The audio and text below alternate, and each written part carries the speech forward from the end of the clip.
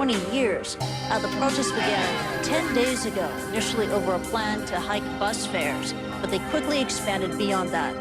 Protesters say the government spending to host lavish, high-profile events is coming at the expense of the poor.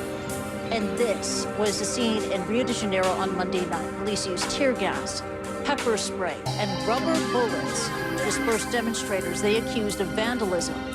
Protesters marched on government buildings in Sao Paulo and the capital, Brasilia, as well. Now, Rio is the host city for 3 major international sporting events, including 2 football tournaments. The FIFA Confederations Cup is underway right now, and it goes on until June the 30th. It is considered a dry run for the FIFA World Cup, set to begin at this time next year. And then, in 2016, Rio will host the Summer Olympic and Paralympic Games. And more than 10,000 athletes and hundreds of thousands of fans from around the world are expected to be in the city for those events. Now, more demonstrations are expected to take place across Brazil today. Let's go live to our correspondent, Shasta Darlington. She joins us live from Sao Paulo. And Shasta, a huge demonstration over a small fare hike. Some more context here. Why was that the trigger? Well, Christy, it's just completely snowballed. It did start as a protest against this hike in bus fares. But what we saw is that people started venting their anger, their frustration against the high cost of living, against the lack of government accountability, and also against all of this money being spent on events like the World Cup.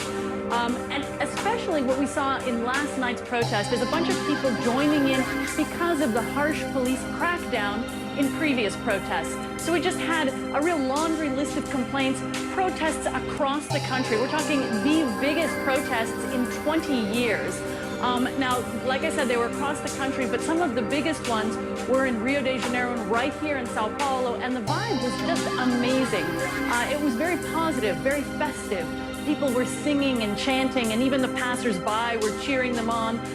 There were more than 60,000 people on the streets here in Sao Paulo. They paralyzed the city, and even commuters stuck in traffic were honking their horns in support. And it just goes to show that people really are beginning to identify with this movement as long as the violence doesn't get out of control. And in fact, we saw very little police presence here in Sao Paulo, mostly directing traffic, until the very end when one group tried to storm the governor's palace, and there they did impede them. But it was a largely peaceful evening in Sao Paulo. I cannot say the same for the rest of the country. As you mentioned, there were protests in the capital, Brasilia, where they took the roof of the Congress. They were standing on the roof of the Congress.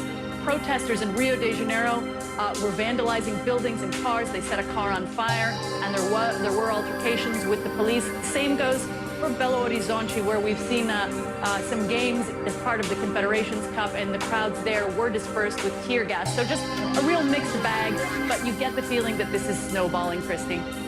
Yeah, and there are some parallels in Brazil with the situation in Turkey, as you mentioned, because of the harsh police response. More protesters coming to the scene, joining this demonstration. But I want to ask you about how the politicians in Brazil, how the leadership is responding. Is the president sympathetic towards the protesters? Well, I wouldn't go that far, Christy. You've more than anything, we've heard silence.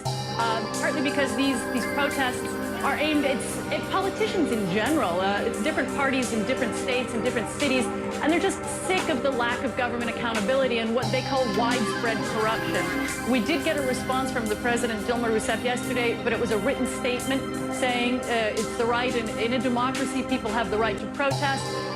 But you see signs in all of these protests lashing out at the president, at the state governments. What they want to hear their voices. They want to see that they're achieving something, either lowering the bus tariffs or the president coming out and in person addressing all of these issues. They feel like they're not getting answers, and we suspect that these protests will continue until they do, Christy.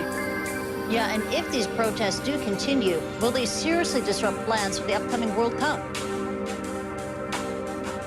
Well, Christy, I know that's what the world is fixated on, but that's not what Brazil is worried about right now.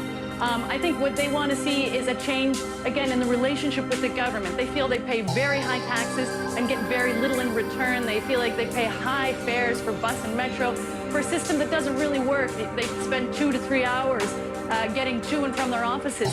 If they held protests during the World Cup, yes, it would interrupt them. But I think this is really about how the country as a whole functions. And that's what Brazil is focused on, Christy. Well, thank you for the context, and thank you for giving us the view from inside Brazil. Shasta Darlington joining us live. Many thanks indeed. Now, you're watching Newsstream.